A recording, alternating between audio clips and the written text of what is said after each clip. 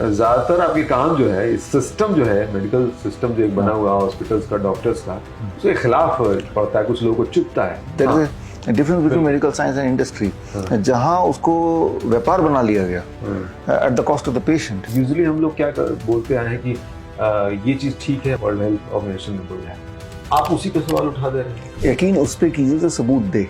WHO ने बोला है, क्या उसने सबूत दिया है? WHO कोई भगवान नहीं है। एड्स को लेके भी आपने बोला हुआ है कि एड्स बीमारी नहीं है, आप उसको बीमारी नहीं कर रहे, इसका क्या आधार है? HIV एड्स नहीं है, मैंने ये बोला। और HIV नाम का कोई वायरस इस दुनिया में है ही नहीं। शुगर को लेकर, डायबिटीज को लेकर ये भी इस तरह की बात उठी थी कि ड्रग माफियाओं का ये पूरा धंधा है। ये सबको पता ही है कि ऐसा बोला जाता है कि एक बार अगर डायबिटीज होगी जिंदगी भर दवाई पे रहना है, जबकि असलियत ये कि आप देखेंगे हमारे जितने पेशेंट्स हैं बाई 3rd डे उनको दवाई छोड़नी पड़ती है। तो ये तो पूरा एक स्कैम हुआ फिर। डॉक्टर जो है या हॉस्पिटल जो है या उस तरह के जो लोग हैं, वो क्या अनजाने में पेशेंट के साथ इस तरह के डील करते हैं? पढ़ाई ऐसी हुई है या फिर वो जानबूझ के ये कर रहे हैं? एक तो वो जानबूझ के कर रहे हैं बिकॉज ये धंधा है उनका। दूसरे ऐसे भी हैं जिनको पता ही नहीं है। बहुत यंग एज, मतलब 30, 35, 38 साल के लोग, किडनी उनकी फेल हो जा रही है, डायलिसिस पे आ जा रहे हैं। इसकी वजह क्या हो रही है? जैसे अगर मुझे फ्लू होगा तो मेरा किडनी बढ़ जाएगा, लेकिन उस दौरान अगर मैंने टेस्ट करा लिया तो बोलेगा आपका किडनी फेल हो गया। That is a major cause. क्या ये कहना चाह रहे हैं कि जिसने भी वैक्सीन लगवाई है उसको कहीं ना कहीं किसी न किसी रूप में भुगतना पड़ेगा? सबको कुछ ना कुछ होगा, नहीं हो रहा है। तो ये क्या मतलब वही अनजाने में ही हुआ है या फिर जानबूझ के? जानबूझ के है, मैं तो क्लियर बोल रहा हूँ।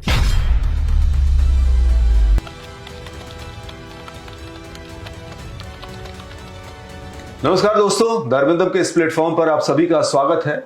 और यहाँ हमारी कोशिश होती है कि हमेशा कुछ ऐसे लोगों को जोड़े जो कुछ नया सिखाएं, कुछ अतरंगी कर रहे हों।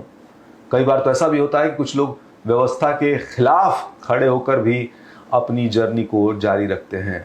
और हमारे आज के मेहमान ऐसे ही हैं, विश्वरूप राय चौधरी, जिनको आप बखूबी जानते होंगे, जो बहुत ही फेमस हैं और साथ ही साथ विवादित भी। तो सीधे उनका रुख करते हैं और तमाम बातें करेंगे उनके साथ।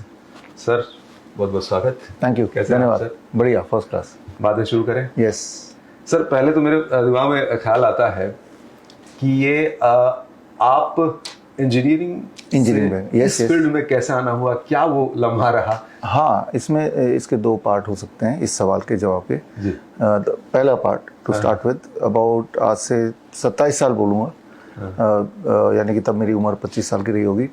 Till that time I was a patient of IBS, irritable bowel syndrome. अच्छा। और जैसे कि सारे पेशेंट करते हैं कि होम्योपैथी, एलोपैथी, आयुर्वेद, जितने तरह के वो होते हैं पैथीज, वो सारा करके देखते हैं। और IBS जिंदगी भर में कभी किसी का ठीक नहीं होता, किसी का भी नहीं। और मेरा भी था, मेरा रूम पार्टनर, मैं जानता हूं उसको, अभी भी झेल रहा है। अभी भी झेल रहा है और झेलता रहेगा आखिर तक। तो जब मुझे क्लियर हो गया कि अब इसका कोई सोल्यूशन किसके पास है ही नहीं, सिर्फ दवाइयाँ हैं, तो मैंने कहा व्हाट नेक्स्ट इज कि मैं खुद ही इसका रिसर्च करूँ। So I did a research, little bit research only. और जो भी मुझे मिला मैंने उसको अपनाया और 15 दिन लगे, 15 डेज एट द मोस्ट। और तब से लेके अभी तक it is more than 25 years now. फिर IBS मुझे कभी नहीं हुआ ही नहीं। सिर्फ 15 दिन? हाँ, और मैं बताता हूँ मैंने क्या किया। उसमें सिर्फ मैंने ये किया कि जो एनिमल प्रोटीन है या एनिमल फूड है उसको छोड़ दिया, जिसमें डेयरी प्रोडक्ट भी आता है, अंडे, मीट, मछली, ये सब छोड़ दिया, सब छोड़ दिया। जैसे ही ये छोड़ा वो IBS भी छूट गया। तो ये ट्रिगर था मेरे IBS का, वो जो अगर मुझे किसी ने पहले बता दिया होता, जब मैं 10 साल का था, 15 साल का था, तो तब से ठीक हो जाता, लेकिन वो किसी ने बताया नहीं। तो that is the first part of your question. तो ये तो अब मैं थोड़ा सा इसमें ये जानना चाहूँगा, मेरे को बड़ा अच्छा लगा। हो सकता है मैं अपने उस कॉलेज टाइम वाले दोस्त को जाके बताऊं कि ऐसा हो सकता है। हाँ। लेकिन कि ये पर्सन टू पर्सन वेरी करेगा ना, कि आपको हो सकता है कि नहीं, वेरी नहीं करेगा। ये अगर जो वेजिटेरियन है ना, अगर वो डेयरी प्रोडक्ट छोड़ दें, फिर तो डेयरी एक चीज़ जो जिससे एनिमल प्रोटीन आता है, अच्छा, है ना, तो डेयरी छोड़ना पड़ेगा उनको। दूध, दही, लस्सी, मक्खन, घी, पनीर, छाछ, they have to stop it. And the moment they do it, हम तो उसके बाद तो हज़ारों पेशेंट्स, क्योंकि हमारे पास तो पेशेंट्स हैं, उनको जब मैं IBS का आता तो यही वाला फॉर्मूला बताता हूँ, एंड फिर उनके लिए ठीक होना कोई बड़ी बात नहीं है। मैं तो आपको सर, आपसे जो मेरा वास्ता पड़ा वो DIP डाइट के थ्रू पड़ा, तो दर्शकों को बताऊं कि वो तो चेक्ड है, वो तो अद्भुत काम करता है। यस। और जिस तरह से आप बताते हैं वो तो बहुत सारी चीज़ों में, मैंने तो सिर्फ डाइजेशन को लेके ही ट्राई किया है और तमाम लोगों को बताया और वो रिजल्ट बहुत बेहतरीन आया है। यस इसके अलावा तो लंबी श्रृंखला है, उस पर भी हम बात करेंगे। लेकिन एक चीज़ और, मैं अब आप जर्नी अपनी बता रहे हैं, आप तो एक चीज़ और जोड़ दूँ अगर आप बताना चाहें। बहुत कम लोगों को पता हुआ कि आपने फिल्मों में भी ट्राई किया हुआ है। और हाँ, फिल्मों में दैट वाज अबाउट 2003-2004 एक फिल्म बनाई थी, बॉलीवुड फिल्म जो होती है, थिएटर में लॉन्च हुआ था, दैट इज़ कॉल्ड याद रखेंगे आप। अच्छा, है ना। तो उसमें पर्पस ये था कि एक मूवी के माध्यम से, एक कहानी के माध्यम से बच्चों को मेमोराइजिंग टेक्निक्स पता चले। That was the basic intention behind it. तो वो मूवी उस साल की सबसे फ्लॉप मूवी रही। हाँ, और उसके बाद जो एक मूवी बनाने का जो भूत था वो भी उतर गया, जाहिर सी बात है। एक तरफ आपका गिनीज में भी नाम है 2008 में। हाँ, 2008 इधर भी नाम है। हाँ, 2008 एडिशन में नाम है। 2006 में मैंने रिकॉर्ड बनाया था, memorising fastest in the world, right. वही मेमोरी टेक्निक्स है, वही यूज़ किया और वही बनाया, है ना। तो दैट इज ऑल्सो ट्रू। अच्छा, मैं कहीं पढ़ रही भी रहा था कि आप जो शुरुआती दौर में, क्या आपने गिनीज में नाम अपना दर्ज कराया है मेमोरी की वजह से। शुरुआती दौर में इस तरह का कोई बहुत ब्रिलियंट आप स्टूडेंट या पर्सन नहीं रहे? नहीं, दीज आर ऑल टेक्निक्स। हाँ, वो टेक्निक्स हैं और टेक्निक तो कोई भी सीख सकता है। अच्छा, है ना। तो हमारा काम ये है कि जो बहुत मुश्किल दिखने वाली चीज़ें, उसके कोई ना कोई आसान सोल्यूशन होते हैं, वो सोल्यूशन लोग सीख लें और वो कर लें। तो memory technique, it is called mnemonics. इस पे मेरी कई सारी किताबें हैं। Dynamic memory method was my first book which had been the best seller also. 1999 में लॉन्च किया था इसको। तो दैट्स हाउ इट इज़।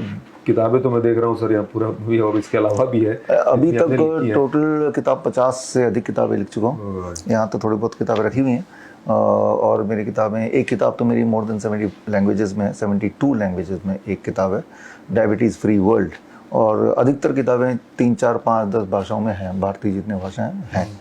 ये कैसे सर, इतनी एनर्जी कहाँ से आ रही है? मैं देख रहा हूँ कि अब लंबे टाइम से लगातार काम किए जा रहे हैं और मैं देखता हूँ कि ज़्यादातर आपके काम जो है, सिस्टम जो है, मेडिकल सिस्टम जो एक बना हुआ है हॉस्पिटल्स का, डॉक्टर्स का, उसके खिलाफ पड़ता है, कुछ लोगों को चुभता है।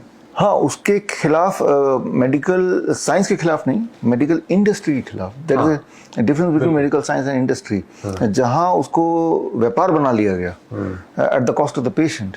सिर्फ उतने पार्ट को मैं जागरूक करना चाहता हूँ, या कोशिश कर रहे हैं कि लोगों को पता चले कि भाई people think medical science is medical industry, दोनों सेम नहीं है। तो जहाँ प्रॉफिट ड्रिवन होता है उसी पार्ट को लोगों तक, ताकि लोगों का दुख और दर्द हम थोड़ा कम कर सकें। That is the basic idea.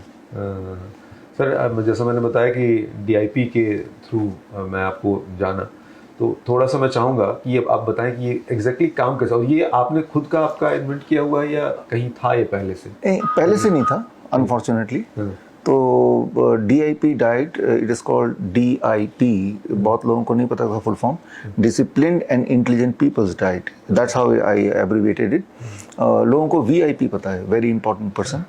तो वेरी इंपॉर्टेंट पर्सन, भारत के कॉन्टेक्स्ट में बात करें तो वही लोग होते हैं जो, आप देखते हैं ना, एक काफिला चलता है मंत्री का, जो ट्रैफिक सिग्नल को तोड़ता हुआ निकल जाता है ना। तो लोग बोलते हैं देखो VIP जा रहा है। VIP मतलब कोई रूल नहीं फॉलो करेगा। हमारी हर वीडियो सबसे पहले देखने के लिए चैनल को सब्सक्राइब करके दबाएं बेल आइकॉन।